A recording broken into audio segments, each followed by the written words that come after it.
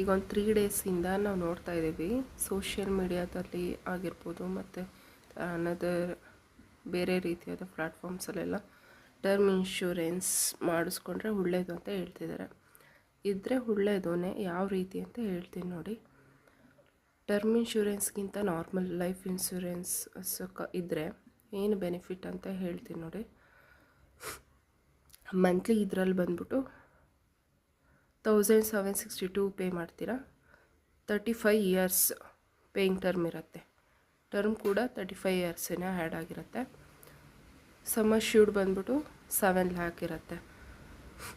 Yearly ಆದರೆ 2696 ಇರುತ್ತೆ. Of yearly ಬಂದ್ಬಿಟ್ಟು 10,459 ಇರುತ್ತೆ. ಕ್ವಾರ್ಟರ್ಲಿ ಆದರೆ 5,285 ಇರುತ್ತೆ. ಡೈಲಿ ನೀವು ಸೇವ್ ಮಾಡೋದು ಬಂದ್ಬಿಟ್ಟು 57 ರುಪೀಸ್ ಸೇವ್ ಮಾಡ್ತಾ ಇರಬೇಕು. ಹಾಗೆ ನೀವು ಪೇ ಮಾಡೋದು ಬಂದ್ಬಿಟ್ಟು 7,24,360 ರುಪೀಸ್ ಪೇ ಮಾಡ್ತೀರಾ. ನಿಮಗೆ ಸಿಗೋದು ಬೆನಿಫಿಟ್ಸ್ ಎಲ್ಲ ಟೋಟಲ್ ಬೆನಿಫಿಟ್ಸ್ ಏನಿರುತ್ತೆ ಅಂದರೆ 34,37,000 ಸಿಗುತ್ತೆ. ಇಲ್ಲಿ ನೋಡ್ಬೋದು ನೀವು ಬೋನಸ್ ಮತ್ತು ಫೈನಲ್ ಅಡಿಷನಲ್ ಬೋನಸಸ್ ಅಂತ ಎಲ್ಲ ಇದೆ.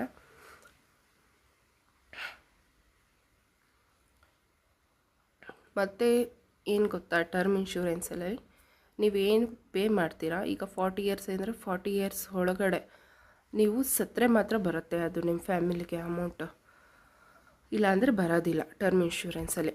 ಆದರೆ ಈ ಲೈಫ್ ಇನ್ಶೂರೆನ್ಸಲ್ಲಿ ಏನು ಕವರ್ ಆಗುತ್ತೆ ಅಂದರೆ ನಾರ್ಮಲ್ ಮತ್ತು ಆಕ್ಸಿಡೆಂಟ್ ಕವರೇಜಸ್ ಕೂಡ ಬೆನಿಫಿಟ್ಸ್ ನೀವು ತೊಗೊಳ್ಬೋದು.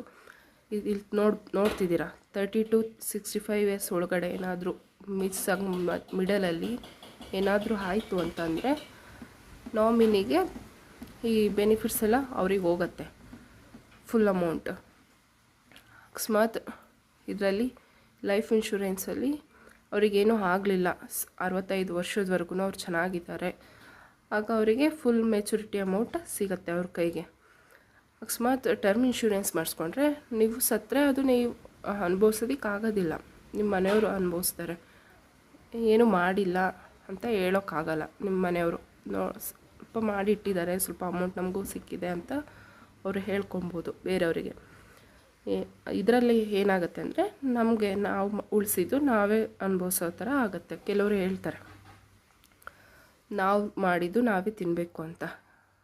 ಇದು ಚೆನ್ನಾಗಿದೆ ಅವರಿಗೂ ಕೂಡ. ಅಂಥವರಿಗೆ ಮಿಡಲಲ್ಲಿ ಏನಾದರೂ ಆಯಿತು ಅಂತ ಹೇಳಿದ್ರೆ ನಾಮಿನಿಗೆ ಹೋಗುತ್ತೆ. ಟರ್ಮ್ ಇನ್ಶೂರೆನ್ಸಲ್ಲಿ ಆ ಥರ ಇಲ್ಲ, ಅವ್ರ ಮಧ್ಯದಲ್ಲಿ ಸತ್ತರೆ ಮಾತ್ರ